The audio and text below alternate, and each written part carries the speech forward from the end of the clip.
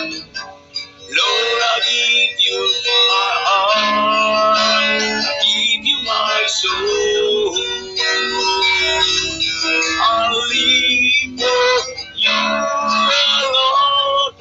Every breath that I take, every moment I'm away.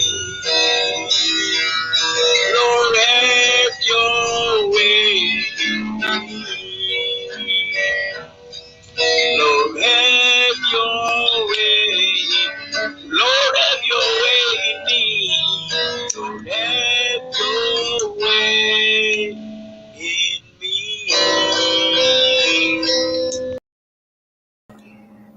Selamat pagi di Amerika, selamat malam di Indonesia. Bentar ya, saya nongolkan wajah saya dulu.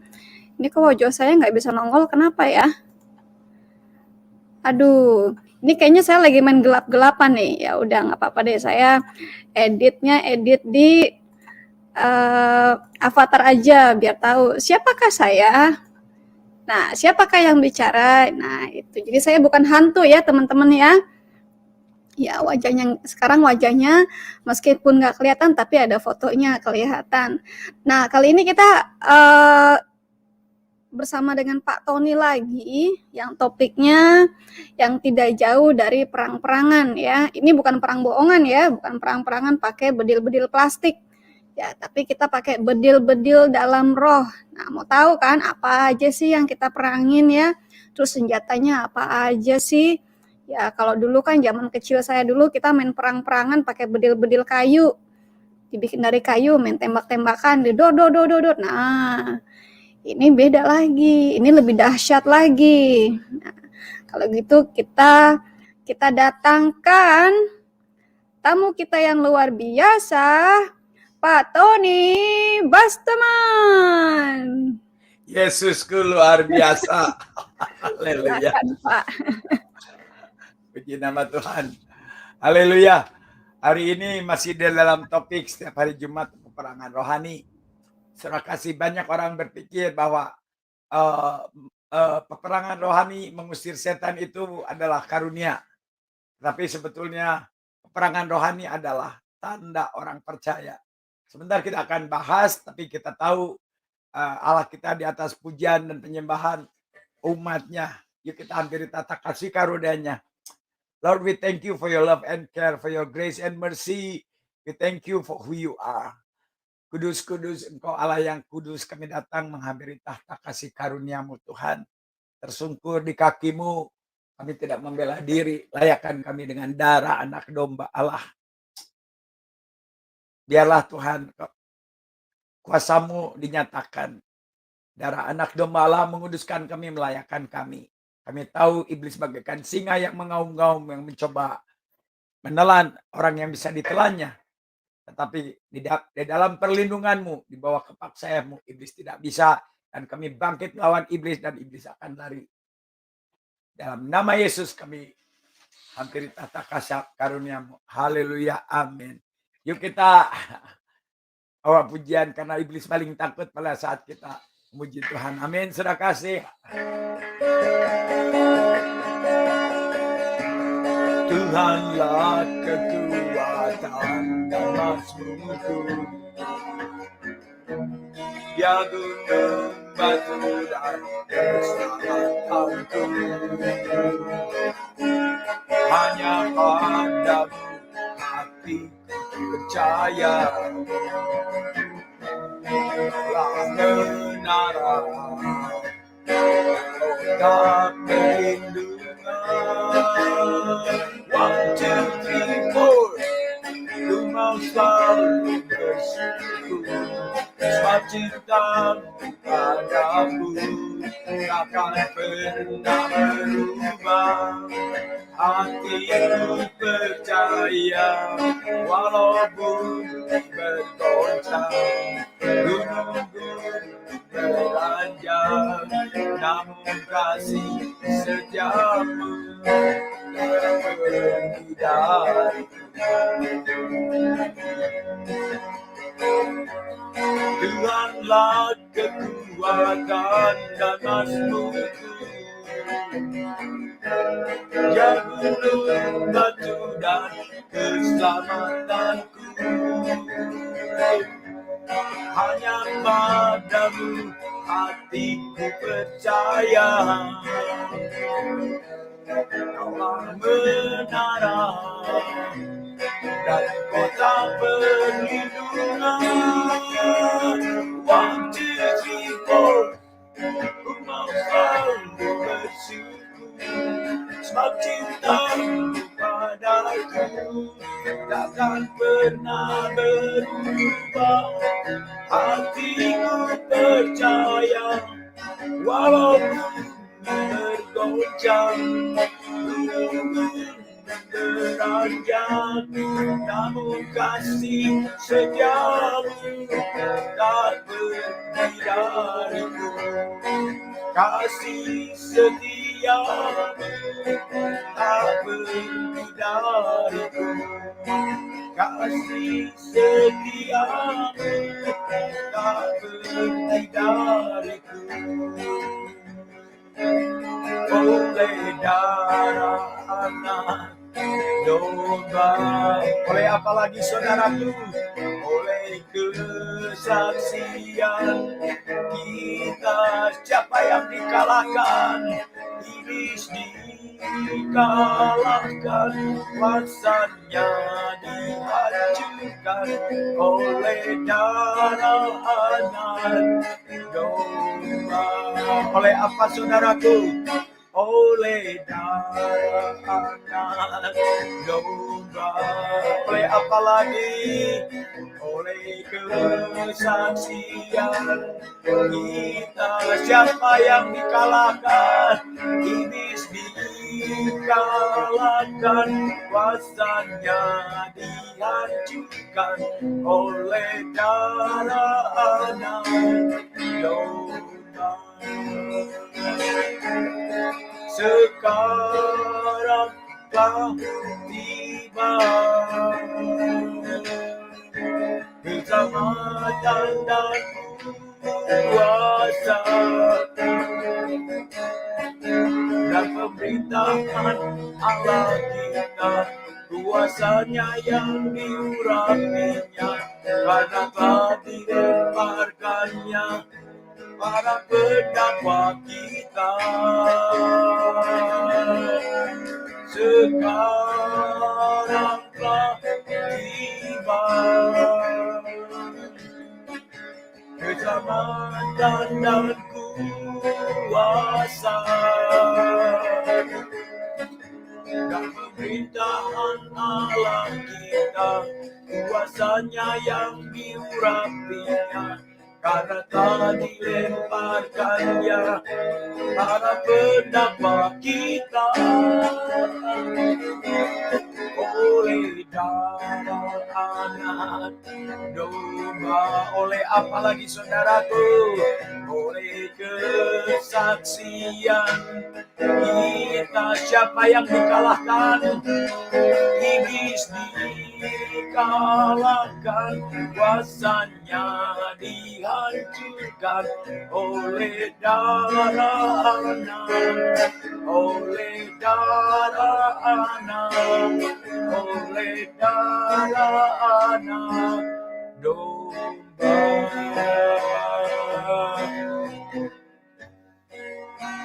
Haleluya. Kembali lagi kita akan peperangan rohani. Saya masih ingat kemarin ada teman saya di sekolah Alkitab di Harvest bilang, saya pun udah lupa sebetulnya. Ya sekarang saya pun udah lupa. Ya ada teman saya mampir ke San Francisco. Ton, gue masih ingat katanya. Waktu saya presentasi bahasa Inggris waktu itu di Harvest International Theology School. Tema saya adalah God call me to be the Ghostbuster. Ghostbuster ya. Tukang ngusir setan. Saudara kasih mengusir setan itu, saya akan mulai dari prinsip-prinsip pertama. Dasar. Mungkin sudah pernah saya bawakan, tapi saya akan ulangi lagi. Mengusir setan adalah bukan karunia. Banyak orang berpikir, oh itu mah karunia seseorang. Karunia Pastor Tony. Tidak, saudara kekasih. Operator bisa ditampilkan ininya enggak ya? Apa, Alkitabnya? Oke. Kita akan mulai dari Markus 16 ayatnya ke-17. Markus 16 ayatnya 17. Apa yang Tuhan Yesus katakan? Ya. Markus 16 ayatnya yang ke-17. Ya.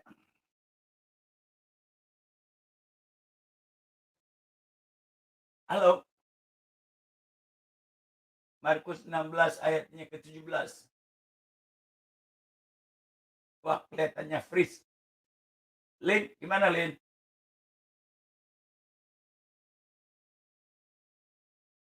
Halo. Oke. Kelihatannya freeze ya. Saya akan membacakan saja Markus 16 ayatnya ke-17. Dikatakan di sini, tanda-tanda ini akan menyertai orang-orang yang percaya. Mereka akan mengusir setan demi namaku. Mereka akan berbicara dalam bahasa-bahasa yang baru bagi mereka. Ayat ke-18-nya, mereka akan memegang ural dan sekalipun mereka minum racun paut, mereka tidak akan mendapat celaka. Mereka akan meletakkan tangannya atas orang sakit dan orang itu akan sembuh. Nah, jadi sudah kekasih, Tuhan Yesus sendiri mengatakan mengusir setan itu bukan karunia. Tanda orang percaya, jelas ya. Mengusir setan bukan karunia. Karunia ini diberikan Tuhan kepada siapa saja. Tetapi Yesus sendiri pada saat mengutus, ya, go every nation, pergilah dan beritakan Injil. Pada saat kita pergi, tanda-tanda orang percaya adalah mengusir setan. Wow. Jadi kalau saudara mengatakan orang percaya, harus ada tandanya dulu. Jangan percaya, oh saya percaya Yesus itu Tuhan. Saudara kekasih, iblis juga percaya bahwa Yesus itu Tuhan. Iblis percaya loh. Ya, yang parah itu Kadrun. Kadrun nggak percaya bahwa Yesus itu Tuhan, saudara kasih. Ya. Iblis aja tahu bahwa Yesus itu adalah Tuhan.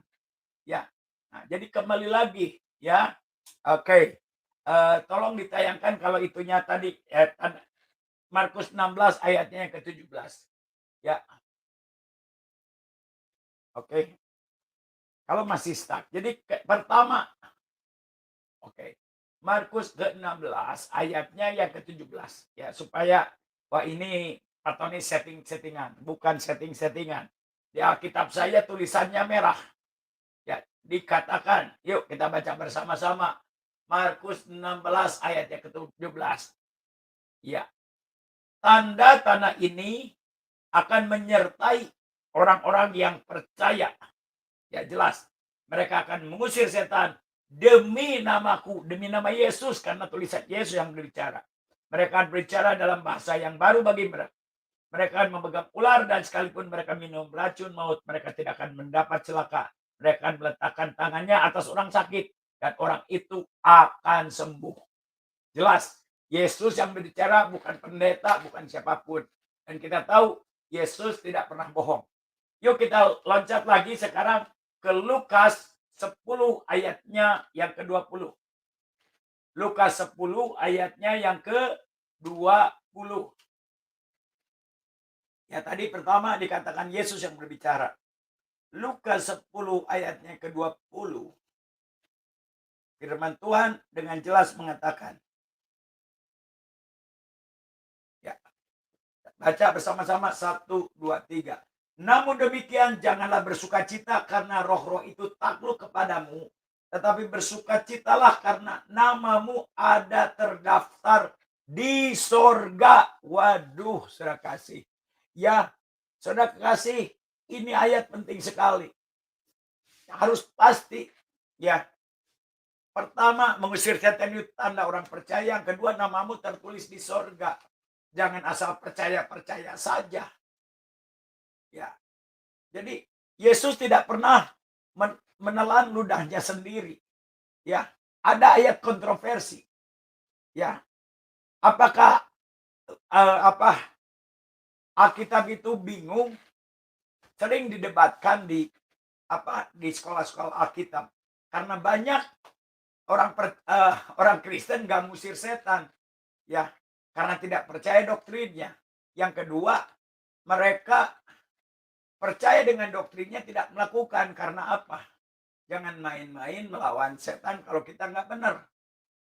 Ya, setan, iblis tidak takut dengan orang baik. Iblis hanya takut oleh orang benar. Nah, ini ayat yang kontroversi yang selalu didebatkan bagi mereka yang nggak percaya ngusir setan. Kita lihat di Matius ke-27, Matius ke-27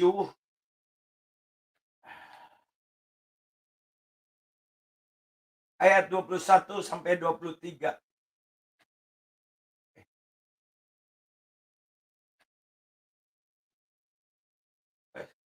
Sorry. Wait. Bukan Matius. Wait. Bukan itu.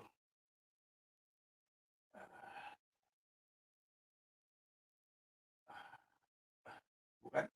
Matius 27.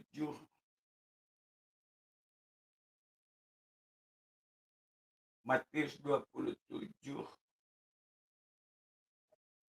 ayat 21 sampai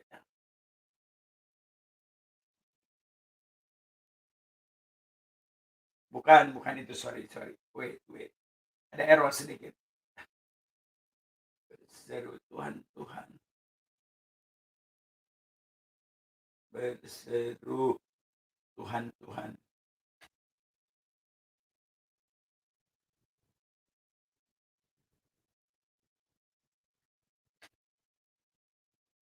Oh, Matius 7, sorry. Matius 7 ya ayat 20-23. Dari ayat 21 saya. Matius 7 dari 21, 22 sampai 23. Ya. Saya akan bacakan. Bukan setiap orang-orang yang berseru kepadaku Tuhan, Tuhan akan masuk ke dalam kerajaan sorga. Melainkan dia yang melakukan kehendak Bapakku yang di sorga. Pada hari terakhir banyak orang akan berseru kepadaku, Tuhan, Tuhan, bukankah kami bernubuat demi namamu dan mengusir setan demi namamu dan mengadakan banyak mujizat demi namamu? Pada waktu itulah aku akan berterus terang kepada mereka dan berkata, aku tidak pernah mengenal kamu, nyala daripadaku kamu sekalian pembuat kejahatan. Ayat ini kelihatannya kontroversi, tapi kalau saudara perhatikan baik-baik, bukan yang berseru-seru kepadaku Tuhan. Artinya apa? Firman Tuhan mengatakan barang siapa yang berseru kepada Tuhan akan diselamatkan. Tetapi di ayat ini dikatakan bukan yang berseru kepada, tetapi melainkan dia yang melakukan kehendak Bapakku. Banyak orang berseru kepada Bapa, Tuhan, tetapi tidak melakukan kehendak Bapa. Ya, pada hari akhir banyak orang akan berseru kepadaku, Tuhan. Bukankah kami bernubuat demi namamu, mengusir setan demi namamu, melakukan mujizat? Pada waktu itulah aku berterus terang kepada mereka dan berkata, aku tidak mengenal. I never knew you, depart from me. Ya, kamu sekalian pembuat kejahatan. Di dalam bahasa aslinya adalah ginosko. Ya, pembuat kejahatan. Artinya apa ginosko itu? Ginosko adalah kenikmatan suami istri di dalam bahasa aslinya, bahasa Yunani. Ya, dia adalah mempelai laki-laki, kita mempelai perempuan, umatnya. Ya, kenapa Tuhan? Aku tidak ginosko, aku tidak menikmati. Tuhan bergaul dengan hati kita. Ada motivasi hati kita yang tidak benar di dalam pelayanan. Walaupun kita sudah mengusir setan, dan Yesus sudah mengatakan itu tanda orang percaya namamu tidak di surga. Tetapi Tuhan bilang, aku tidak menikmati hatimu. Engkau tidak melakukan kehendakku. Enyahlah daripadaku. Karena kekristenan bukan agama, kekristenan adalah hubungan intim antara Tuhan Yesus dengan umatnya.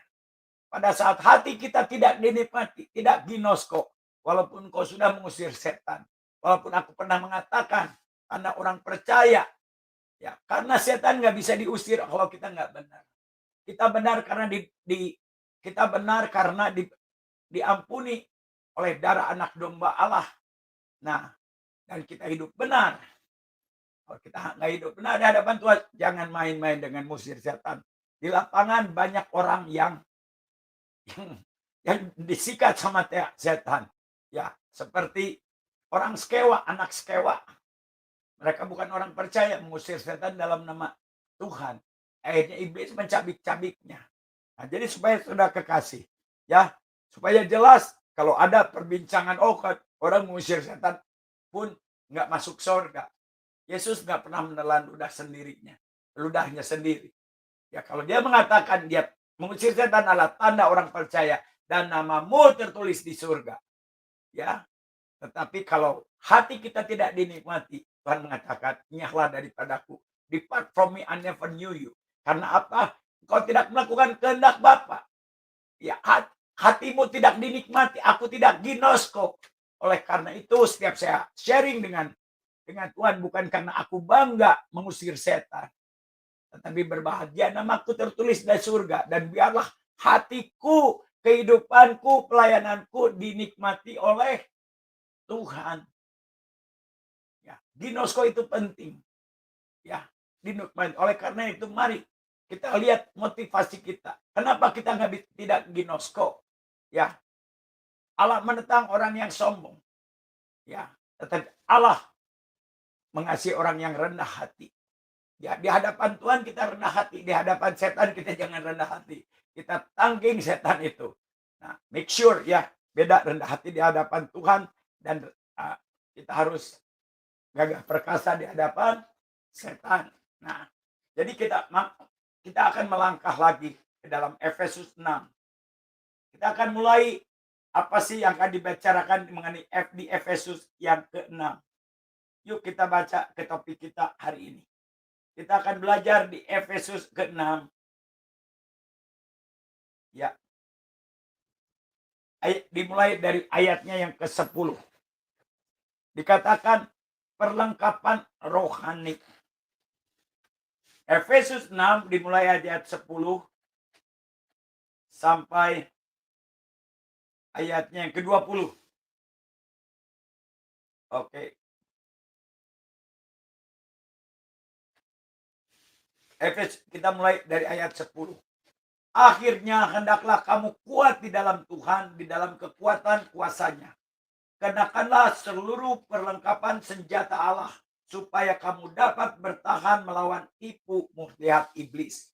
Ya, karena perjuangan kita bukanlah melawan darah dan daging, tetapi melawan pemerintah-pemerintah, melawan penguasa-penguasa, melawan penghulu-penghulu dunia yang gelap, melawan roh-roh jahat di udara. Sebab itu, ambillah seluruh perlengkapan senjata Allah supaya kamu dapat mengadakan perlawanan pada hari yang jahat itu dan tetap berdiri sesudah kamu menyelesaikannya segala sesuatu. Jadi berdirilah tegap, berikatkan pinggang kebenaran, berbaju jerakan keadilan, kakimu berkasutkan kerelaan untuk memberitakan Injil damai sejahtera. Dalam segala keadaan pergunakanlah perisai iman, sebab dengan perisai itu kamu akan dapat memadamkan semua panah api dari si jahat. Dan terimalah ketopong keselamatan dan pedang roh, yaitu firman Allah. Dalam segala doa dan permohonan, berdoalah setiap waktu di dalam roh dan berjaga-jagalah dalam doamu itu dengan permohonan yang tak putus-putus untuk segala orang kudus. Ya, cukup sampai di sini. Jelas sudah kasih dikatakan, ya, tanda orang percaya adalah mengusir setan. Ya, tetapi kita pun harus hidup benar di hadapan Tuhan. Ya, dikatakan di ayat 10, hendaklah kamu kuat di dalam Tuhan. Kuat. Pastikan kita di dalam Tuhan, jangan kita di luar Tuhan. Ya. Perhatikan baik-baik. Pada saat kita bertobat dan lahir baru, Tuhan ada di hati kita. Amin, saudara kasih.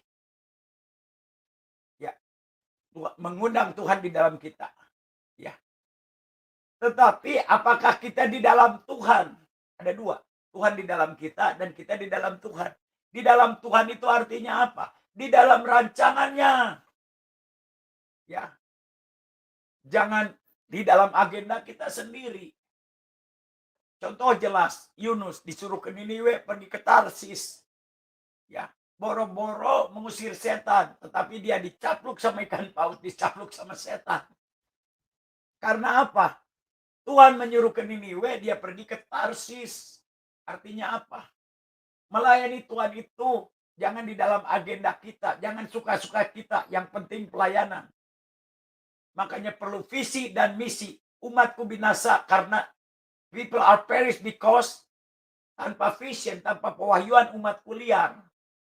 Ya, harus ada visi Tuhan. Tanya kepada Tuhan, Tuhan apa yang harus lakukan? Kemana aku harus pergi? Apa yang harus aku buat? Bukan, Tuhan ini agendaku. Berdoa dalam nama Yesus beda. Makanya saudara kekasih, ya Yunus disuruh ke Niniwe pergi ke Tarsis. Kita tahu semua ceritanya. Dicapluk ikan paus hampir mati 3 tahun di dalam perut ikan. Ya. Banyak hamba Tuhan pelayanannya tidak berbuah. Megap-megap akhirnya dimodifikasi. Kelihatannya baik belum tentu juga.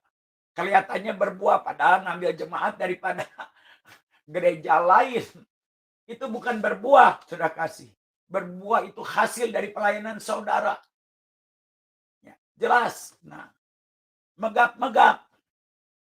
Hati-hati buah-buah yang kelihatannya berbuah tapi bukan berbuah. Berbuah itu membawa orang ke dalam pertobatan. Berbuah itu membawa kutuk menjadi berkat. Itu buah-buah yang jelas. Nah, jadi kembali lagi, kuat di dalam Tuhan. Pada saat kita kuat di dalam Tuhan, ya, baru kita bisa mengusir setan.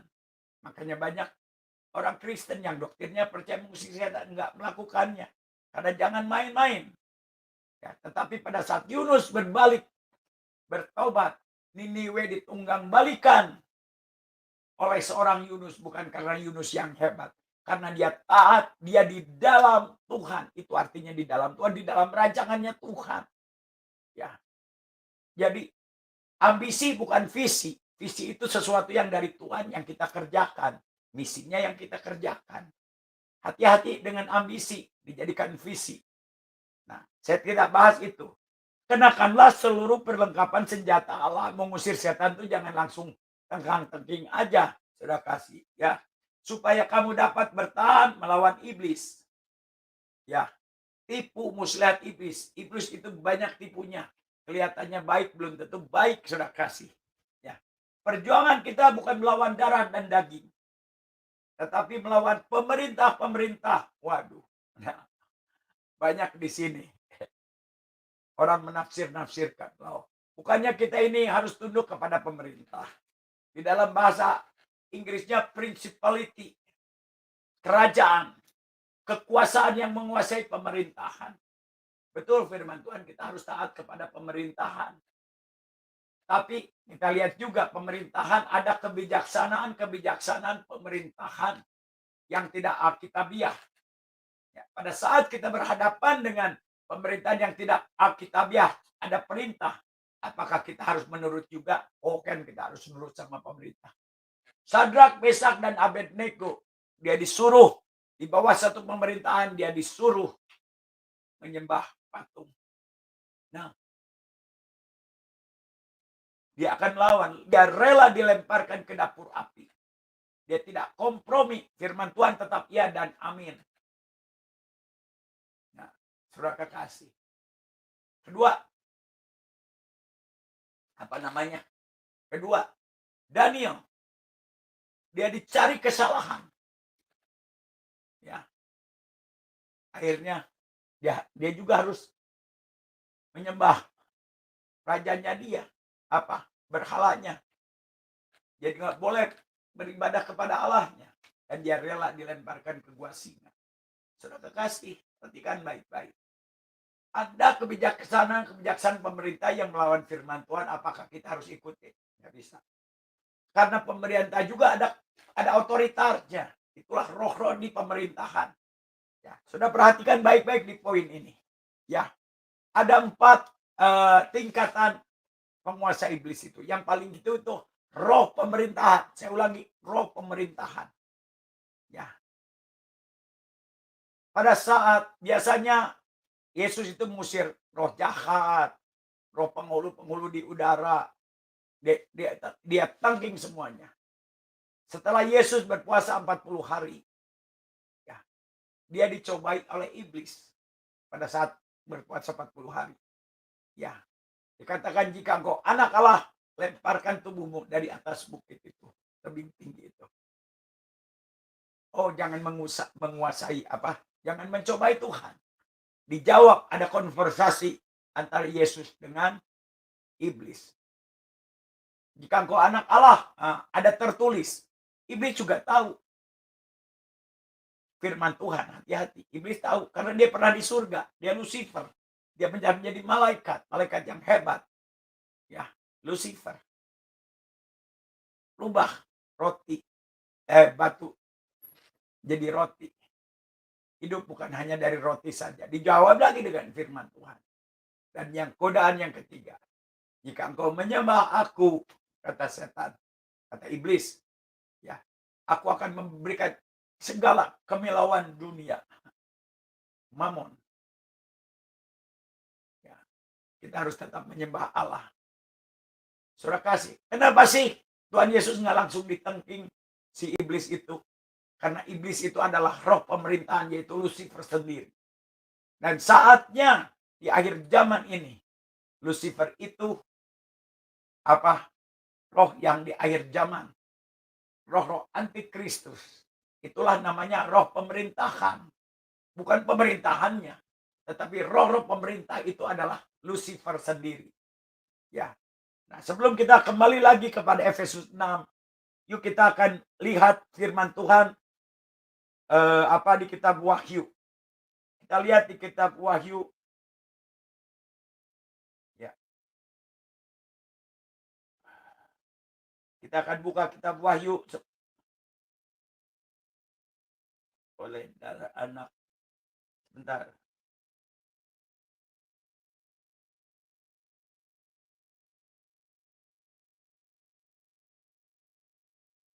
Oke, oh sorry. Wahyu.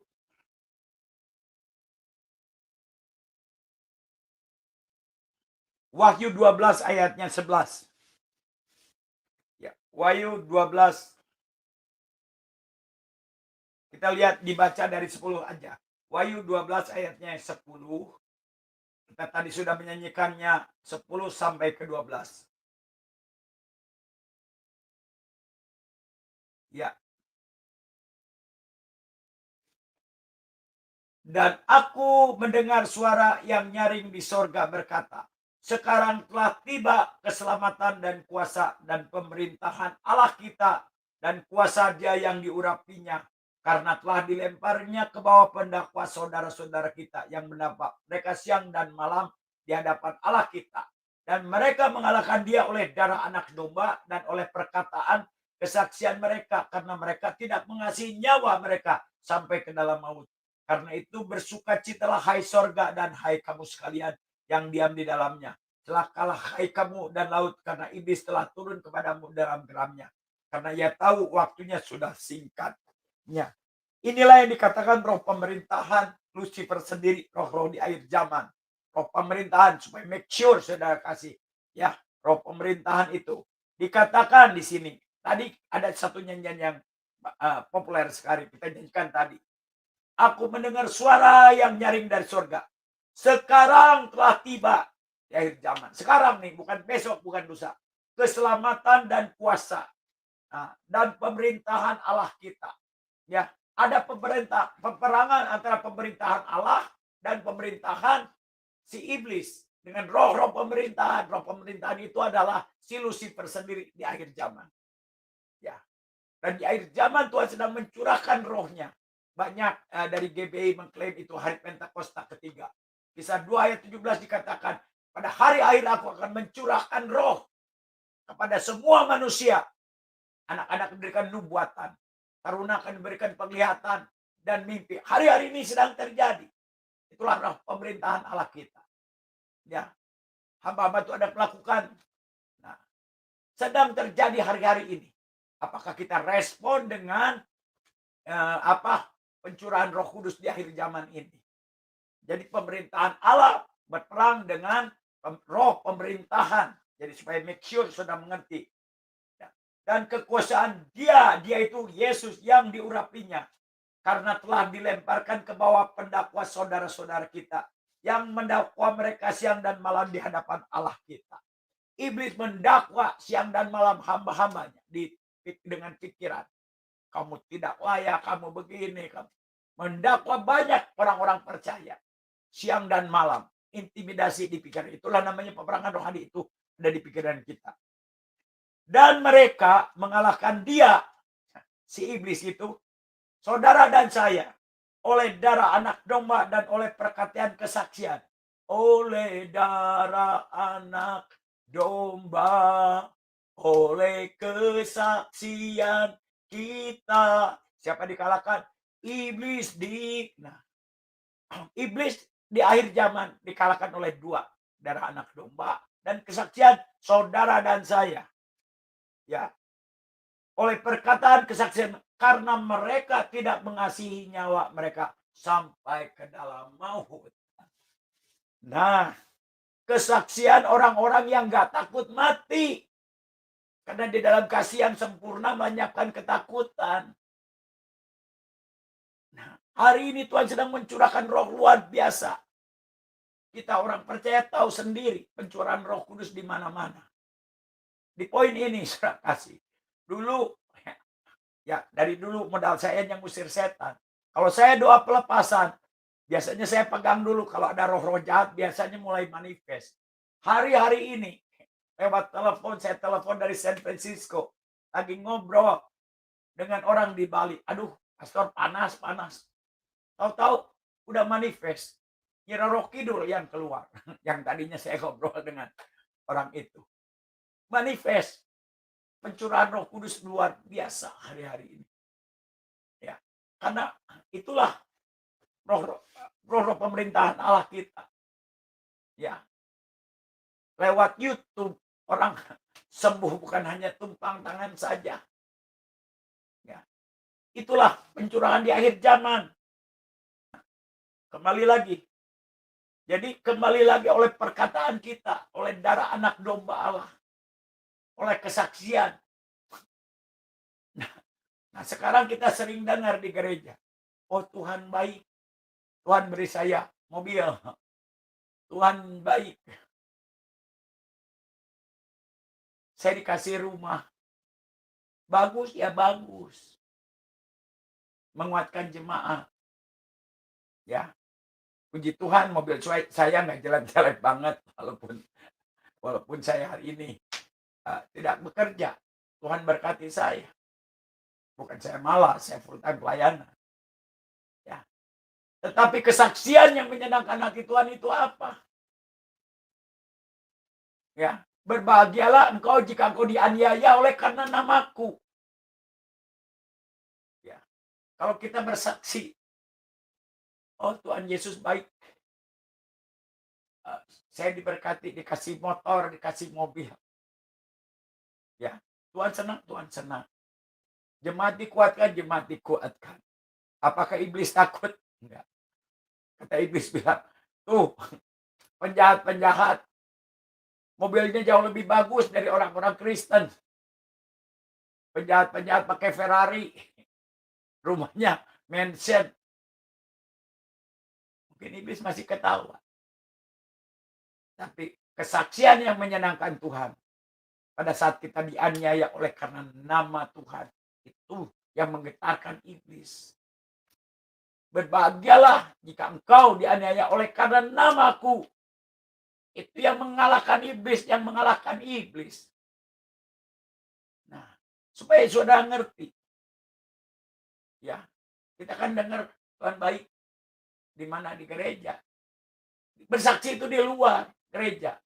Beritakan Injil bukan kepada kalangan sendiri.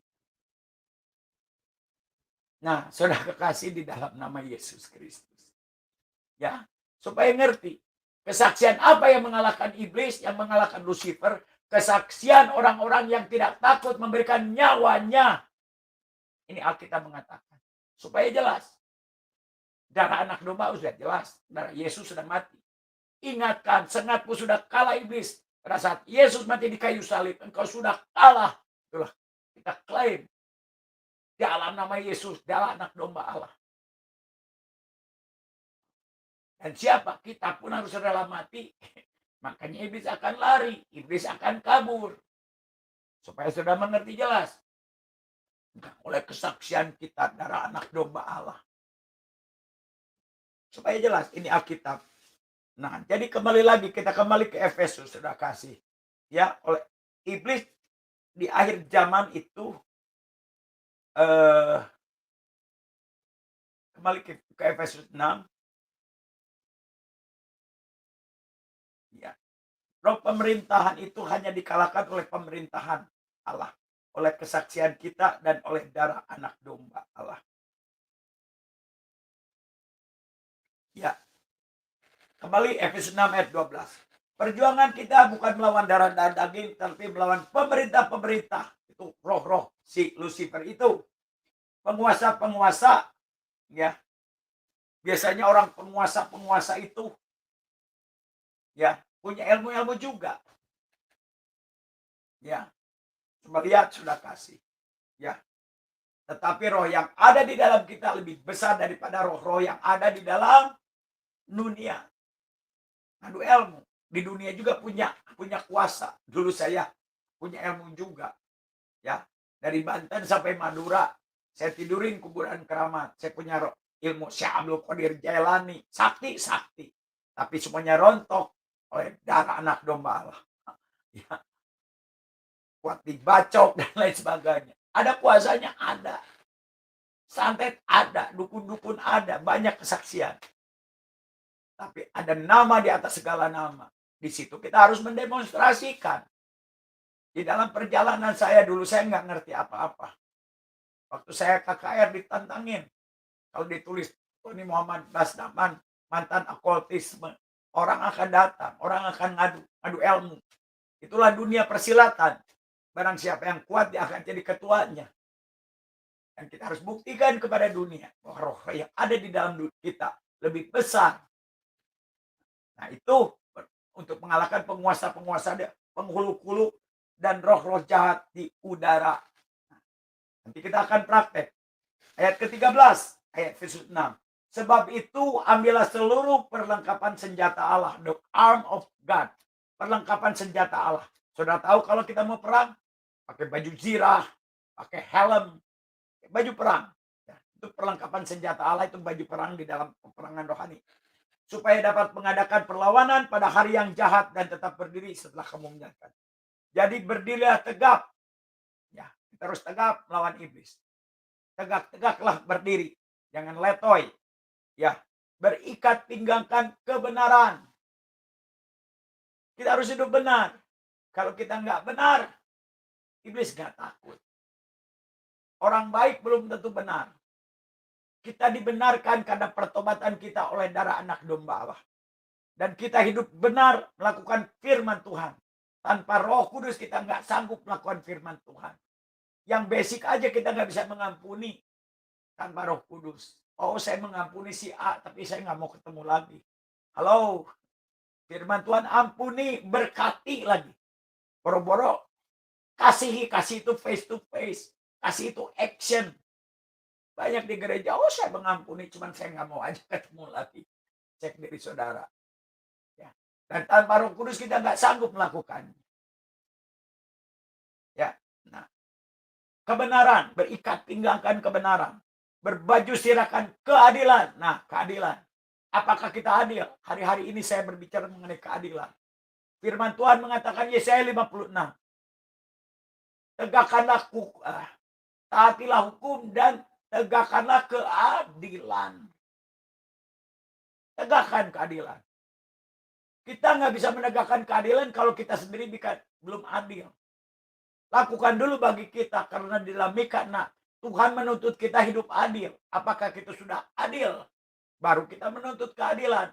Baru Tuhan percayakan kita untuk menegakkan keadilan. Apakah kita sudah adil? Apa sih keadilan itu? Apa keadilan itu? Salah tetap salah, benar tetap benar. Itu adil.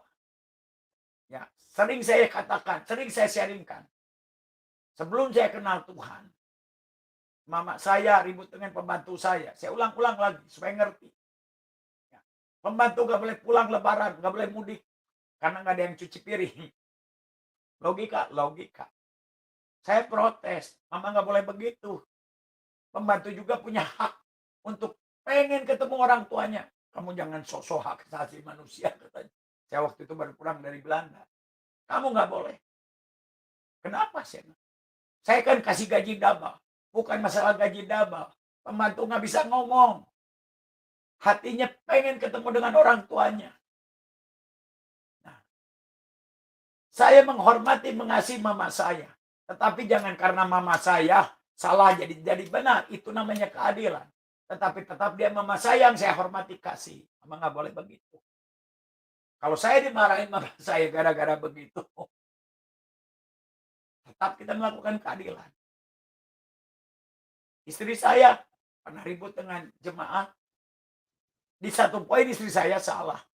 Saya nggak boleh belain Israel, lu jangan macam-macam sama bini gue ya. Nggak bisa hilang gitu. Ini bugem loh. Bugem. Ibu gembala. Nggak bisa. Salah ya tetap salah. Kita pun hamba Tuhan ya salah, minta maaf. Itu namanya kerendahan hati. Tapi dia tetap istri saya. Jangan kita belain. Yang salah tetap salah, itu namanya keadilan. Kalau kita sudah hidup adil, baru kita menuntut keadilan. Dan Tuhan akan bela kita. Jangan kita menuntut keadilan, kita pun belum hidup adil. Yang kaya dan yang miskin tetap kita sama. Jangan memandang muka. Banyak di lapangan memandang muka. Makanya Tuhan marah. Sekarang pakai masker semuanya. Kenapa? Banyak orang Kristen memandang muka. Kenapa? Ya. Contoh aja. Melamar kerja harus pakai foto. Artinya apa? Supaya kelihatan yang cantik, yang ganteng. Yang nggak cantik nomor 2. Kenapa sih harus pakai foto? Di negara maju, Amerika, Belanda, di Eropa, nggak boleh. Pramugari di sini nenek-nenek sudah kasih. Artinya apa? Equality. Nggak boleh. Itu keadilan. Kita harus kita harus benar, pakai ikat pinggang kebenaran, berbaju akan keadilan di alam rohnya. Kalau kita nggak adil, jangan coba-coba ngusir setan. Setan bisa sikat kita kalau kita nggak benar, kita nggak adil. Ya, kakimu berkasutkan kerelaan untuk memberitakan Injil damai sejahtera. Kemanapun Tuhan suruh, kita akan pergi. Makanya go, kata Tuhan, pergilah dan beritakanlah Injil. Baru tanda-tanda orang percaya. Kenapa orang Kristen nggak berani ngusir setan? Nggak berani karena nggak benar, nggak adil. Nggak mau pergi ke penginjilan. Oh, saya nyumbang aja deh. Kamu yang pergi. Rela memberitakan keadilan. Jangan mentang-mentang duit, ngasih duit. Kita yang jalan.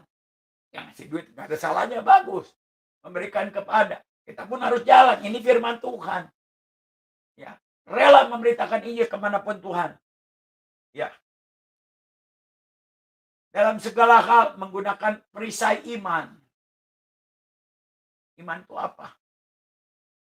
Bukan apa yang kita lihat, apa yang kita percaya. Contohnya di hari-hari ini, dunia akan tenggelam. Dunia akan, semua sedang digoncangkan. Ya, dan iman kita sedang diuji. Apakah dari emas, perak, kayu, atau gampang. Aku percaya berkat-Mu atasku melimpah.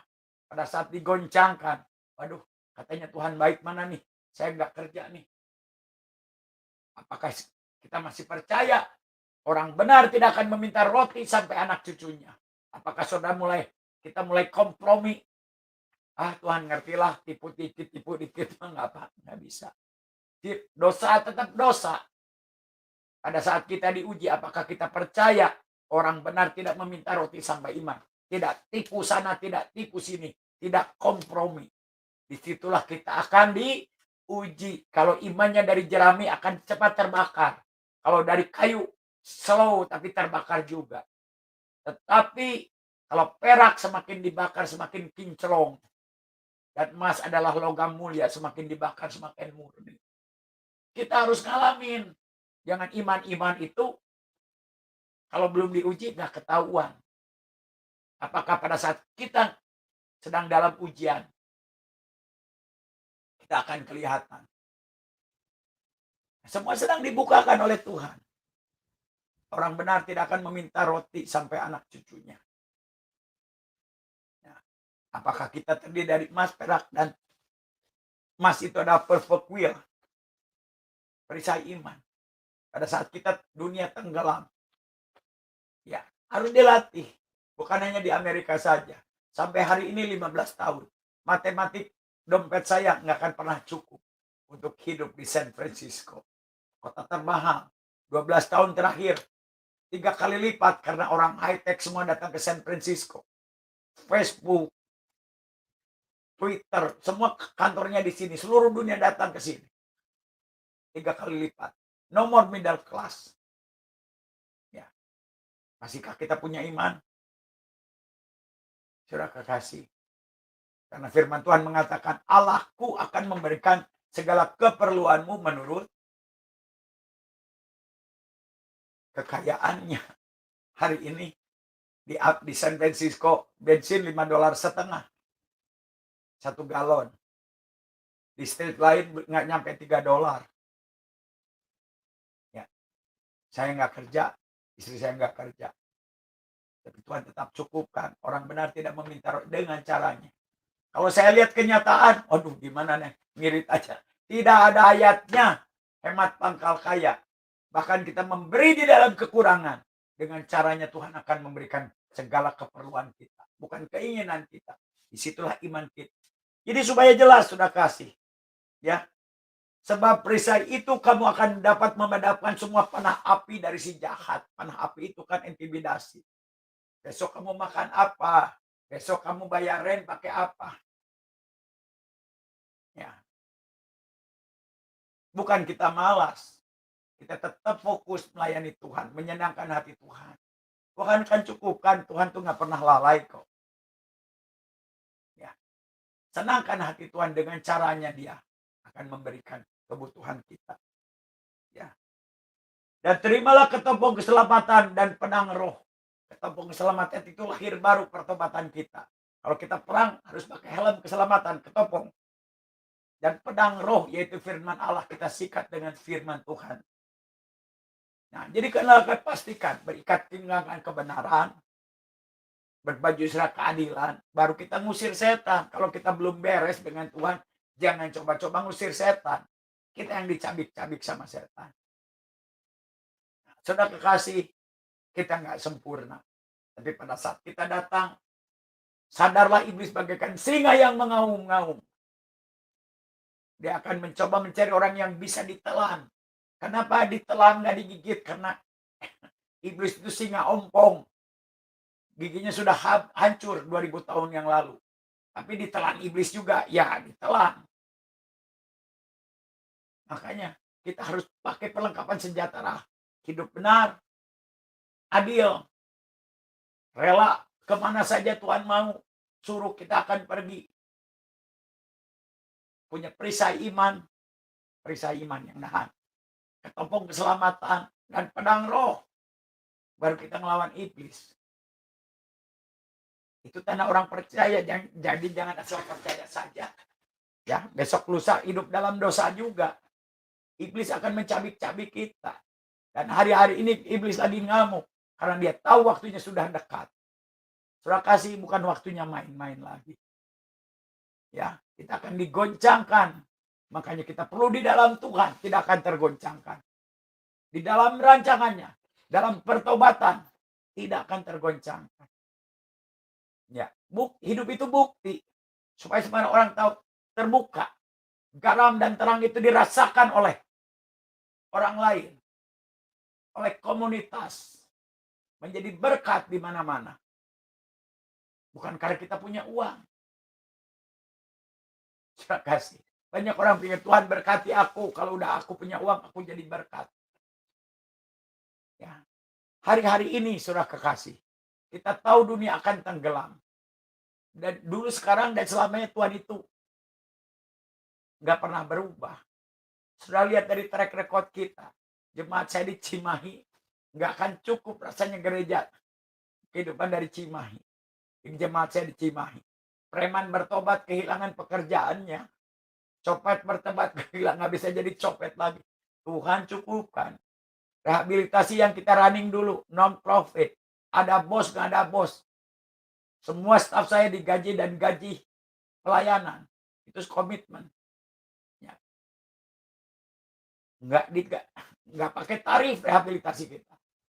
Saya komitmen, saya orang terakhir dapat gaji. Cukupkan terus. Waktu saya datang ke San Francisco, saya dalam keadaan sakit parah, hampir mati. Saya nggak kenal siapa-siapa. Saya ngelihat homeless. Tuhan, aku nggak mau jadi homeless. Aku berlutut. Siangnya ada orang ketemu saya, nggak kenal juga, di taman. Kamu kelihatannya sakit. Memang saya sakit, udah mau mati. Dia bawa saya, nggak tahu malaikat dari mana, ke departemen sosial. Langsung malam hari itu juga saya dikasih hotel sama pemerintah. Namanya single room only, hotel tua, tapi cukup. Dikasih uang $20. Saya masih ingat. Uang pertama dari sosial. Saya nggak tahu sistem di Amerika. Dan saya beli McDonald 2 paket. Saya pergi ke jalan. Saya cari homeless. Ada bapak tua sedang duduk. Saya duduk sebelahnya. Saya kasih McDonald 1 paket. Di situ saya mulai. Sampai hari ini saya diberkati luar biasa. Ya. Nggak punya uang. Tapi saya mau melayani homeless. Tahu-tahu Tuhan kirimkan Pak Rudi Mamondo, seorang pengusaha, melayani homeless. Sampai hari ini dia meneruskan. Ya. 5 tahun setelah saya mulai pelayanan homeless, kita dibawa ke KBRI di Washington DC. Kita mengajarkan homeless ministry dengan tema Indonesia memberkati Amerika. Kalau Amerika memberkati Indonesia, ya sudah sudah wajar. Tapi kalau orang Indonesia, kalaupun saya mulai dari nggak punya uang, sampai hari ini pun keuangan saya tidak akan pernah cukup secara matematik manusia. Ya. Kemarin kita punya wadah, sudah 40 orang. Urusan imigrasi, menolong masyarakat, ICOC namanya, menolong masyarakat Indonesia yang dalam kesulitan tanpa melihat suku, ras, dan agama. Apakah saya ngerti? Apakah saya pintar? Enggak. Yang penting kita mulai. Ada 2 anak kapal kabur, saya nggak kenal. Tuhan suruh, saya tampung. Saya nggak tahu bikin apa. Mau. Akhirnya Tuhan kirimkan orang yang menolong. Dikenakan dengan lawyer pro bono. Ya. Yang penting kita mau dulu. Sudah 40 kasus. Sejarah itu nggak punya I-94 ke Amerika. Udah dapat green card, susah sekali masih jadi green card. Yang penting kita mau menolong. Terakhir saya baru pulang dari Minnesota minggu kemarin. Sudah saya berapa kali saya saksikan. Ya. Ada orang dalam kesulitan. Saya kenal dia, nggak kenal. Ya. Kanker leukemia. Ya. Ternyata biayanya unexpectable. Ya. Dibawa ke Mayo Clinic di cancer. Mayo Clinic itu cancer klinik terbaik di dunia. Pak SBY baru pulang. Mereka datang dalam keadaan kritis ke sana. Dan di Amerika itu harus pakai asuransi. Nggak ada asuransi. Biayanya membengkak. Saya pun nggak ngerti. Saya biasa nolongin orang di California. Kalau di California sakit, orang imigran gelap pun kalau sakit masuk ke rumah sakit dirawat. Saya nggak tahu di Minnesota. Minnesota di mana saya nggak tahu. Banyak orang nggak usah pergi ke sana. Telepon aja. Tuhan suruh pergi, ya pergi aja. Saya nggak punya uang, dikirim tiket. Pendek cerita. Ya. Mau dipulangkan atau banyak hal. Panjang sekali ceritanya. Ya. Sampai dokternya bilang, ini $500.000 sampai $1 juta. Ya. Udah mau dipulangin ke Singapura. dalam keadaan begini parah sekali. Enggak mungkin. Saya datang ke sana, dokternya bilang, "Kamu siapa?" Saya pendeta, "I come here to pray." Ya, saya percaya kita lakukan yang terbaik, Tuhan. We do our best and God do the rest. Akhirnya mereka di treatment. Mungkin $1.000.000. Saya dengar update terakhir. Mungkin bisa 3 bulan. Kalau di sini di treatment itu harus sampai selesai. Kalau 3 bulan bisa sampai $4 juta. Dan dokter, mereka tahu nggak punya duit. Sudah kasih, saya nggak punya apa-apa. Tapi kalau kita mau, Tuhan yang akan melakukan segala perkara. Begitu besar kita mau peperangan rohani, roh-rohnya dulu diikat-ikat dulu. Peperangan rohani. Ya. Nah, itu yang harus kita lakukan. Jadi kembali lagi, saudara kekasih di dalam nama Yesus Kristus, supaya jelas pelajaran hari ini. Ya. Intimidasi iblis oleh ya. Roh-roh jahat di hari-hari ini, roh pemerintahan.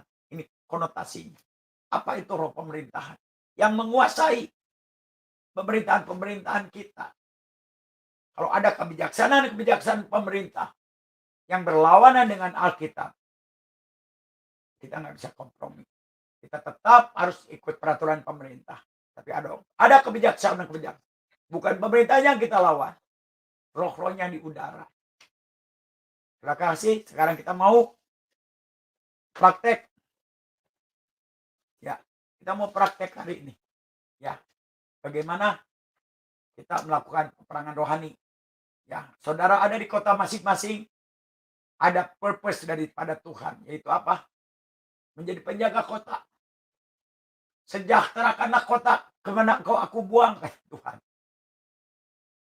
Saya bertanya, Tuhan, sudah mujizat aku bisa tinggal di San Francisco, kota termahal. Bagaimana saya bisa mensejahterakan kota? Keuangan saya pun nggak bisa saya memsejahterakan kota. Ya, Tuhan mengatakan kita punya Yesus yang mereka nggak punya. Ya, berdoa menjadi penjaga kota. Tuhan berkata, jika ada orang benar di kota itu, Tuhan tidak akan menghancurkannya. Selama kita ada di kota itu, berdoa untuk kota itu. Penjaga kota. Ya, yuk kita berdoa di kota masing-masing. Tuhan, terima kasih firman-Mu sudah diberitakan. Sekarang kami mau berdoa dimanapun kita berada. Kami datang menghampiri tata kasih karunia-Mu. Kami tidak membela diri, ampuni kami, layakkan kami dengan darah-Mu. Singkapkan apa yang harus kami bereskan. Sebagaimana kami mengampuni orang-orang yang menyakiti kami. Tuhan ampuni perkataan, sikap hati, pikiran, tindakan yang tidak menyenangkan hati-Mu. Kami mengaku, ialah kesetiaan-Mu, darah-Mu melayakkan kami, sehingga kami boleh berhadapan muka dengan Engkau. Perlengkapi kami dengan perlengkapan senjata Allah, Tuhan. Tinggalkan kebenaran. Berjujurkan keadilan. Perisai iman. Rela kemana saja Engkau kirim. Tutup bungkus keluarga kami dari serangan balik iblis. Tompong keselamatan. Dan pedang roh. Tuhan, terima kasih atas otoritas yang Kau telah berikan buat kami orang-orang percaya. Apa yang kami ikat di bumi akan terikat di surga. Kami mau lepaskan chief angel, archangel, bala tentara dari surga turun atas kota kami, atas kota San Francisco. Segala kuasa-kuasa roh pemerintahan yang ungodly, yang tidak alkitabiah, kami hancurkan, patahkan di dalam nama Yesus Kristus. Roh Freemason, roh Mammon, roh kenajisan, unclean spirit, penguasa-penguasa di udara, kekerasan, kriminalitas, antikristus. Sodom dan Gomora kami hancurkan, patahkan di dalam nama Yesus Kristus, Tuhan. Biarlah darah-Mu menguasai kota kami. Dari barat sampai timur dengan darah anak domba Allah. Dari utara sampai selatan dengan darah anak domba Allah. Tuhan, kami percaya Apa yang sudah kami ikat di bumi akan terikat di surga. Kami akan lepaskan roh pertobatan, Tuhan. Have mercy, Tuhan. Oh, jamah mereka, Tuhan. Jamah mereka, Tuhan. We are standing in the gate of hell. Kami berdiri di pintu neraka supaya mereka tidak masuk neraka. Kami akan memberitakan keselamatan, kasih, sukacita, dan damai sejahtera Allah. Dan kami akan berbelas kasihan buat orang-orang yang tidak mengenal. Kami akan menjadi saksi, Tuhan, karena Engkau berjanji. Kesaksian kami yang rela memberikan nyawanya buat Engkau. Dan darah anak domba akan mengalahkan iblis. Dan kami akan membawa jiwa. Silakan Roh Kudus bekerja. Bangkitkan gerejamu. Terpujilah namamu, Tuhanku. Sebentar hambamu berhenti berbicara. Tapi biarlah firmanmu, kesaksian, boleh menjadi berkat bagi semua orang. Segala puji, hormat, dan kemuliaan kami serahkan kepadamu. Dalam nama Yesus kami ucap syukur dan berdoa. Semua yang masih Allah katakan, amin. Haleluya. Amin. Terima kasih Pak Tony. Pak Tony, kita mau undang penonton yang mau diskusi dengan Pak Tony nggak nih? Boleh. Oh ya, boleh teman-teman, silakan. Kalau yang mau ngobrol, diskusi dengan Pak Tony yang topik yang tadi ya, kita usahakan tidak kemana-mana topiknya, tapi tetap dengan topik yang tadi, karena tadi memang agak sensitif ya topiknya.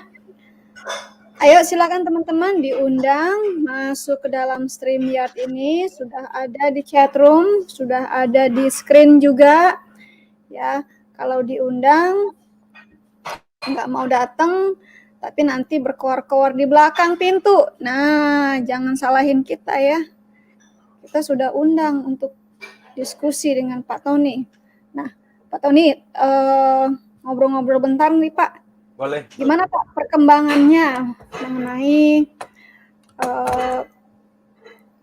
kondisi pemerintahan di Indonesia nih Pak, menurut Pak Tony?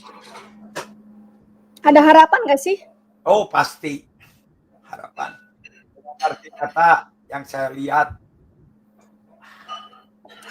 Tuhan sudah pilih satu ya, Presiden Jokowi ini sedang mengitukan korupsi. Ya, korupsi dan kemunafikan ini sudah berpuluh-puluh tahun ya, sudah jadi budaya. Tentunya nggak gampang. Ya, ada peperangan. Ya, tapi kami percaya kalau Tuhan pakai dia, tentunya perubahan kan nggak mudah juga. Ya, nggak mudah untuk merubah sesuatu dan sudah berakar ini. Nah, jadi kembali lagi, saya sebagai hamba Tuhan, saya melihat ada perubahan. Tentunya nggak mudah saja. Ya, tugas mereka, kita tahu hampir perang nih antara NKRI dengan intoleran itu. Ya jelas mereka tidak senang koruptor itu diusik keuangannya daripada masuk penjara, tentunya kan mereka akan melawan. Dan yang saya lihat adalah intoleran ini yang dipakai oleh mereka sebagai senjatanya. Ya, kalau kita melihat dari zamannya rezim SBY itu, intoleran itu tidak diizinkan tetapi dibiarkan. Di situ dibiarkan. Nah, sekarang mau dituntas tentunya ada peperangan dong. Ya, koruptor uangnya yang di luar negeri, BLBI, semua. Dan mereka akan memakai orang intoleran itu. Ya, jadi kalau agama itu kan memang sensitif. Jadi whole picture-nya sih begitu saja saya melihatnya. Nah, dan kembali lagi di dalam segi rohaninya ya jelas. Ya jelas tidak ada kemuliaan Allah tanpa penganiayaan. Iya, betul Pak. Tidak ada penganiayaan. Di mana-mana there is in the story, there is no revival. Jadi kita pun bersyukur kalau ada hamba-hamba Tuhan selama ini yang pernah dibunuh, martir-martir, gereja dibakar, gereja dibom.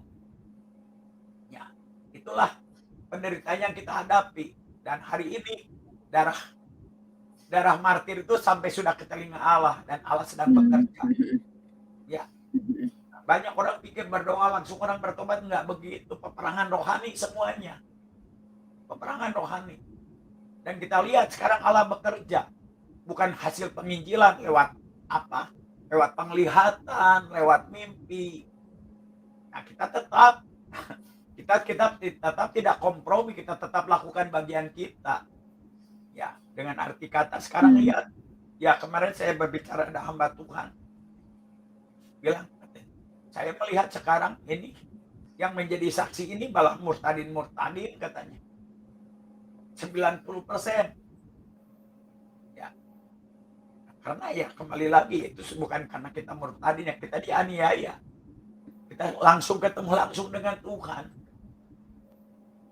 Orang zaman saya jarang sekali murtadin.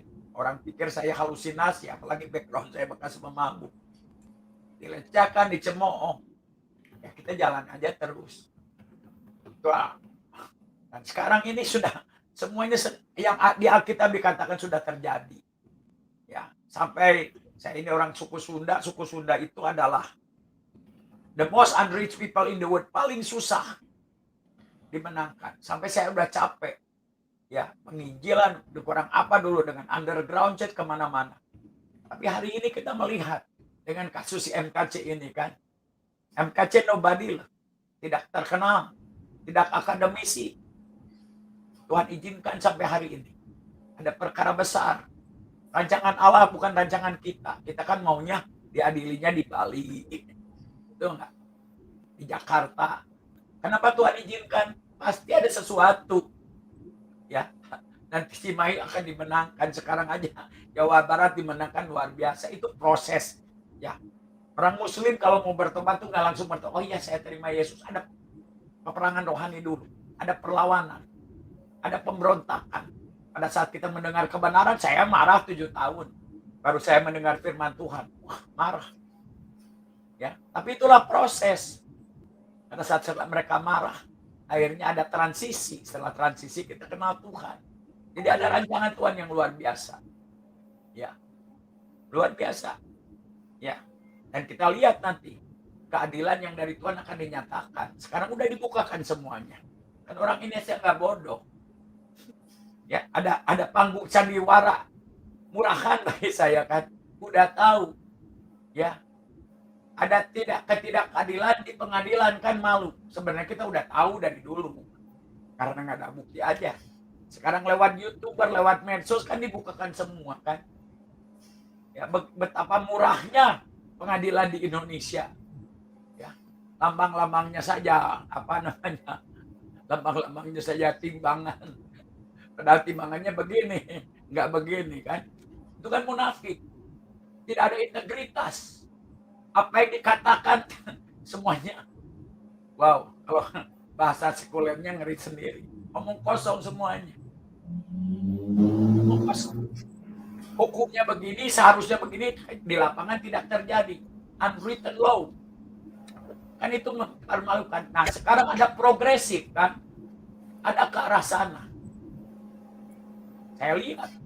Sekarang Presiden Jokowi dunia sudah melihat. Tapi kan kalau dia tidak dibenahi di dalamnya, malu. Yang malu siapa? Orang Indonesia. Orang Indonesia hukumnya begitu. Malu kan. Sekarang udah kelihatan semua walaupun ada sandiwara. Bukan masalah medsos sudah ditulis 2000 tahun yang lalu, tidak tersembunyi di hadapan Tuhan. Tuhan sudah bilang, medsos dan YouTube medsos ini sekarang ini kan hanyalah penggenapan dari firman Tuhan. Udah jelas. Ya. Contoh kasus MKC.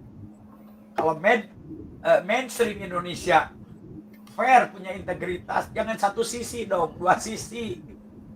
Nggak berani mereka. Tapi muncul juga sekarang ini. Makanya perlunya bersuara kita. Bersuara. Banyak orang Kristen nggak bersuara. Silent is gold. Katanya nggak ada silent is gold. Katakan kebenaran. Nah, jadi kembali lagi. Sekarang orang Indonesia udah pinter. Cuman pada ketakutan aja. Dan orang takut akan masuk neraka. Di Wahyu 21 ayat 7. Jadi kembali lagi, sekarang lagi progresif. Harapan sih selalu ada. Selalu ada. Itu adalah rancangan Tuhan. Ya, dan rancangan Tuhan adalah keselamatan, semua lutut akan bertelut. Itu kan prosesnya akan begitu. Tidak ada kemuliaan Allah tanpa penderitaan. Bersyukurlah kalau kita dilewati dengan penderitaan-penderitaan ini. Ya, dan kita akan melihat kemuliaan Allah. Itu yang saya percaya karena firman Tuhan. Dan sekarang banyak sekali pertobatan, jutaan. Bukan karena hebat penginjilan kita, karena Roh Kudus sedang bekerja. Tuh. Nah, jadi kembali lagi roh-roh pemerintahan. Roh pemerintahan itu adalah roh Lucifer, roh yang paling tinggi. Lucifer sendiri yang menguasai kerajaan-kerajaan, pemerintahan-pemerintahan. Yang bisa mengalahkannya dua di akhir zaman ini, oleh darah anak domba, oleh kesaksian kita. Kesaksian siapa? Yang rela memberikan nyawanya. Saya ulang-ulang lagi, bukan kesaksian kita. Saya dikasih mobil, diketahuin sama iblis. Tuh, penjahat-penjahat mobilnya jauh lebih besar. Ya. Oh, saya dikasih gedung gereja yang bagus. Bagus, puji Tuhan. Tuh lihat pencakar-cakar langit di New York. Yang punya siapa? Bukan orang kan. Ya kebanyakan orang Israel bangsa pilihan. Tapi kan bangsa Israel juga masih itu. Jadi kembali lagi saudara kekasih. Ya supaya jelas. Ya, kesaksian kita, darah anak domba Allah. Kesaksian orang-orang yang rela memberikan nyawanya. Itu yang mengalahkan iblis. Begitu pentingnya peperangan rohani. Ya, penginjilan tanpa peperangan rohani. Ya, maaf saja. Begitu juga penginjilan kepada orang-orang muslim. Ya, Injil diberitakan, firman Tuhan tidak kembali dengan sia-sia. Ya, tapi harus peperangan rohani. Karena orang muslim itu dilahirkan, diadanin lagi kecil tuh. Di alam rohnya, aku lahir Islam, mati Islam. Itu di alam rohnya. Ya, kalah debat, takum dinokum waliyadin katanya. Agamamu agamaku. Tapi tadinya ngajak debat.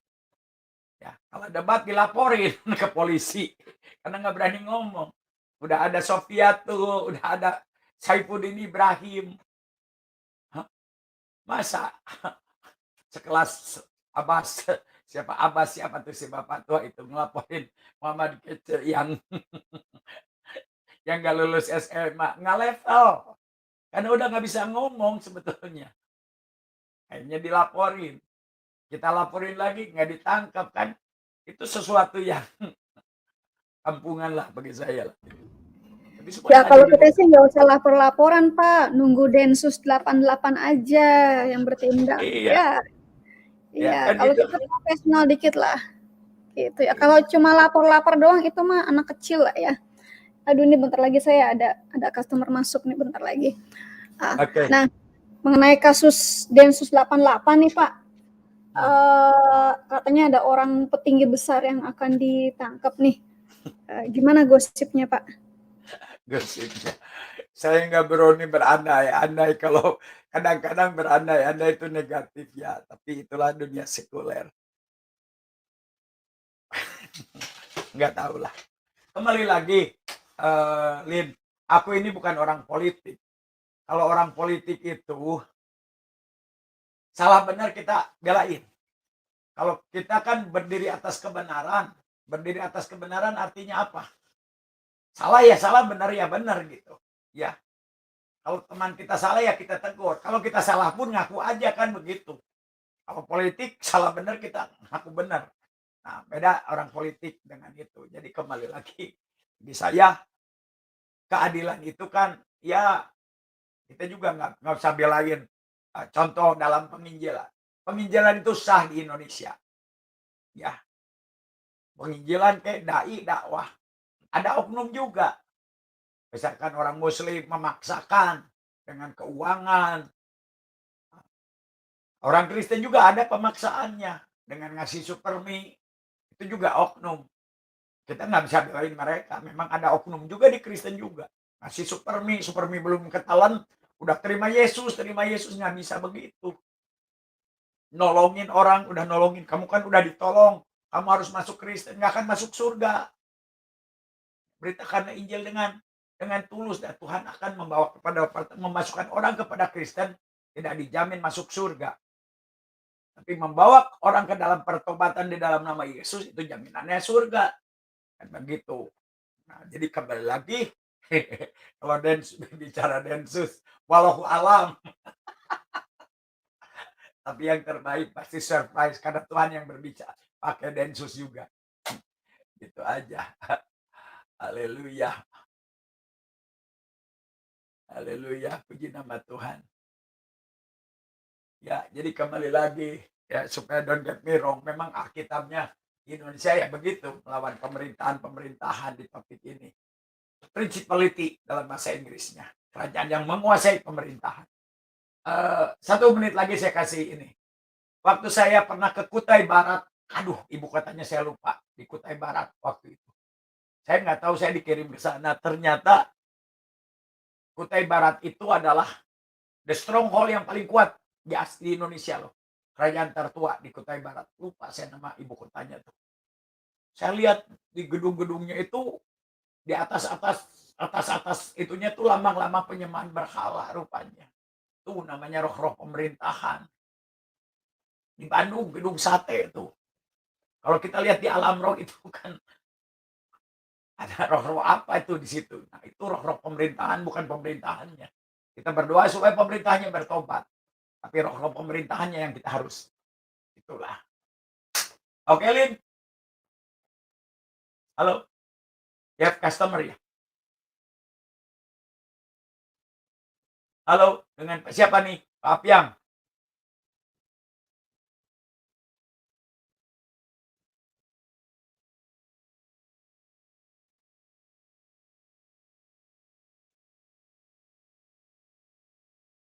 Haleluya. Silakan. Ini siapa nih? Gak kelihatan namanya nih yang mau masuk. Halo, sinyalnya kurang bagus nih kayaknya Pak Tommy, saya apa nih? Saya putus-putus. Oh gitu. Iya. Oke. Dengan siapa nih? Iya, Pak. Iya. Ya. Jadi belum ada yang masuk, Pak. Belum ada yang masuk nih. Iya, jadi ya kita tetap mendukung Pak PC, bukan masalah PKC-nya keadilan di Indonesia ya, karena kebetulan momentumnya di Pak PC. Ya ada unwritten law, ada injustice, ketidakadilan di dalam pengadilan. Ya.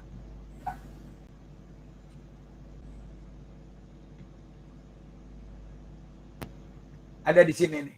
Di negara beradab tidak ada yang namanya penistaan agama. Anjing kecebur di air aja, helikopter yang ya, puji Tuhan. Ini bukan kata saya, ini kata Abraham Rihena. Iya, anjing kejebur aja, helikopter yang datang menolong. Betul. Ya, di sini manusia kejebur. Hanya didoakan saja. Ya. Oke.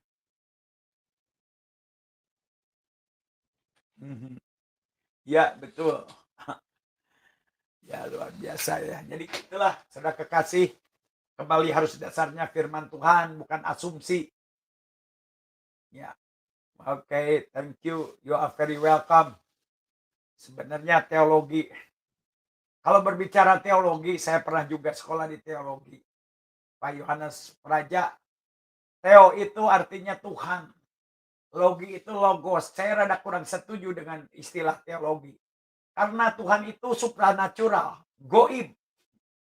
Jadi kadang-kadang kalau berteologi itu kita memakai pikiran kita. Ya, saya mau jawab dulu di training ini nih. Ya. Tuhan Yesus mengatakan, jika engkau mengasihi aku, lakukanlah segala perintahku. Perintahnya tuh aneh. Ya. Hikmat Tuhan itu kebodohan bagi Allah, bagi manusia, dan hikmat manusia kebodohan. Contohnya, hikmat manusia stay away from trouble, jangan cari masalah katanya. Kalau hikmat Tuhan, aku mengutus engkau bagaikan domba ke tengah-tengah serigala. You are on trouble. Jadi kadang-kadang kita nggak masuk akal. Apakah kita mau? Kan masalahnya. Banyak sekali di dalam perjalanan saya mengikut Yesus, hal-hal yang tidak mengerti. Kok begini Tuhan? Kok begini? Tuhan mengatakan jika engkau mengasihi aku, lakukan saja. Pada saat kita membaca firman itu logos, logik otak kita yang main.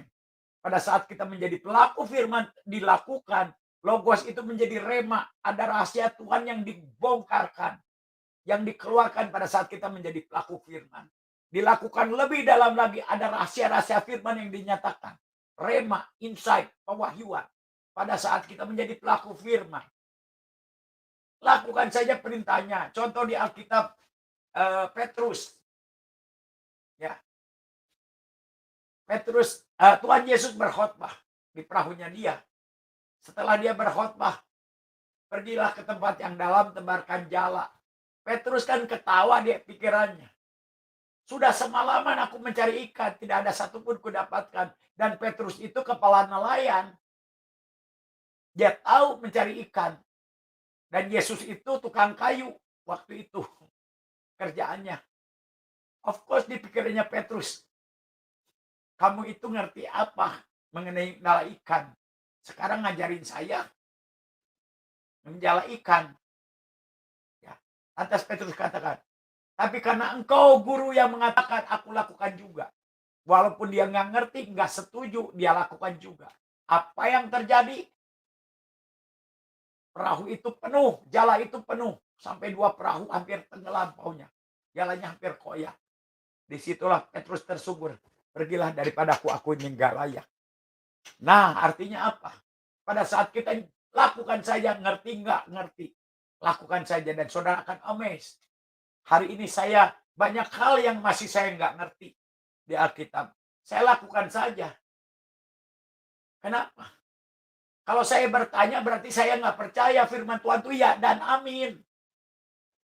Otak kita terbatas, firman Allah itu Allah sendiri. Lakukan saja, nanti kita akan mengerti. Kita akan, oh begini rahasia Tuhan itu. Nah, orang para teolog kan dipikir-pikir, ditafsir-tafsirkan. Tuhan nggak pernah ngomong jika engkau mengasihi Allah, tafsirkanlah firmanku, nggak ada. Lakukan, ngerti nggak ngerti, jangan ditafsirkan. Pada saat itu kita menafsirkan, thank you Feby Setiadi, Miracle Girl yang ada di yang ada di mana? Yang ada di Minnesota. Ya. Sudah kasih. Firman Tuhan lakukan, ngerti nggak ngerti firmannya, percaya saja. Karena Allah nggak nyampe otak kita ditafsir-tafsirkan. Jika engkau mengasihi aku, kata Tuhan Yesus, lakukan, perintahkan. Mampu kita nggak mampu. Dan Tuhan pun tahu kita nggak mampu. Tuhan bilang, aku akan meminta kepada Bapa seorang penolong. Yaitu Roh Kudus yang akan menolong saudara dan saya menjadi pelaku firman-Nya. Pada saat kita melakukan firman Tuhan, ya, dan kita akan melihat rahasia firman dinyatakan. Haleluya, puji nama Tuhan.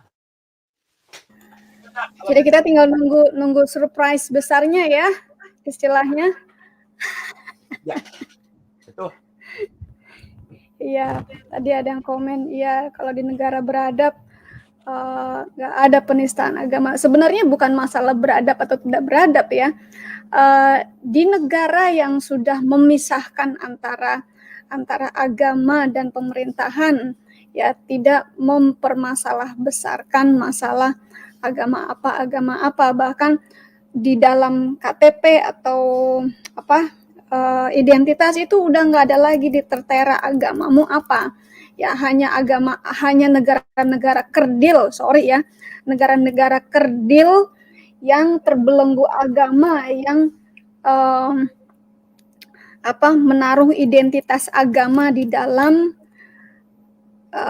misalnya KTP atau SIM, ya. Kalau di negara-negara besar nggak ada itu, karena sudah tidak lagi memikirkan apa keyakinanmu, ya. Kalau ditanyakan atau ditaruh agamamu apa di KTP, itu kan berarti sudah memiliki visi misi yang berbeda dengan tujuan negara itu. Ya, seperti kalau di NKRI ini bilangnya ya NKRI harga mati Pancasila. Tapi kalau sudah dipisah-pisahkan dengan ini agama ini, berarti visi misinya sudah berbeda. Nah, karena itulah terjadi perpecahan. Ada yang bilang kalau Pancasila itu togut, penyembahan berhala, menyembah hormat kepada bendera, berarti menyembah bendera. Nah, itulah pengertian yang salah. Karena visi misinya sudah berbeda. Beda KTP-nya beda, Islam, Kristen yang di blok-blokkan dengan agama-agama itulah yang sebenarnya yang memecah belahkan. Seperti itu. Tapi kalau itu label ya di dalam KTP itu agama itu dihapus aja, dihapuslah. Nggak perlu lagi itu agama-agama apa. Ya. Itu pasti akan paling tidak bisa menyatukan Indonesia yang sejak dulu memang sudah terpecah-pecah karena kesensitivan agama. Iya. Begitu. Di saat penistaan agama itu jebakan Batman itu. Nah, iya, itu cuma negara-negara kerdil aja seperti di Pakistan. Nggak, karena apa? Jebakan Batman itu di dalam bahasa Alkitabnya jerat penangkap burung. Karena mereka tahu nih, ya kalau kita bebas berbicara, ya kebenaran akan dinyatakan. Makanya dibikin jebakan Batman. Nah, jebakan Batman itu apa? Supaya mayoritas bekerja. Karena apa? Kalau kita lihat forensic language, ya kita pasti nggak bisa diberitakan dengan penistaan agama. Contoh. Nah, itu yang saya namakan negara kerdil, Pak. Yang tidak bisa memisahkan antara negara dan tidak bisa memisahkan pemerintahan dan religi. Ya, karena mereka udah kebakaran jenggot dan ketakutan, makanya dikasih jerat penangkap burung. Nah, kalau udah ada penistaan agama, mayoritas yang bekerja. Nah, contohnya lagi, kalau kita berbicara forensic language, udah pasti Yesus juga akan menista agama. Alkitab dengan Yesus mengatakan begini, akulah jalan kebenaran dan hidup. Tidak ada seorang pun bisa melihat Allah Bapa di surga tanpa melalui aku. Artinya apa? Kalau nggak percaya Yesus, kalian masuk neraka. Itu kan bisa penistaan agama lagi kalau dilihat dari forensic language ya. Makanya dipasang undang-undang penistaan agama supaya kita tidak memberitakan Injil. Itu aja. Benar, Pak Tony. Iya, ya. Takut. Karena apa? Ada ketakutan di pihak mayoritas ya. Unsecure. Ya. Dulu saya masih ingat loh, Ustaz saya bilang, kamu jangan baca Injil, pegang aja haram. Kok takut banget tuh pegang Injil? Kenapa? Takut banget. Apa? Dibilang haram lah, najis lah. Padahal rukun Islam harus percaya Zabur, Taurat, dan Injil.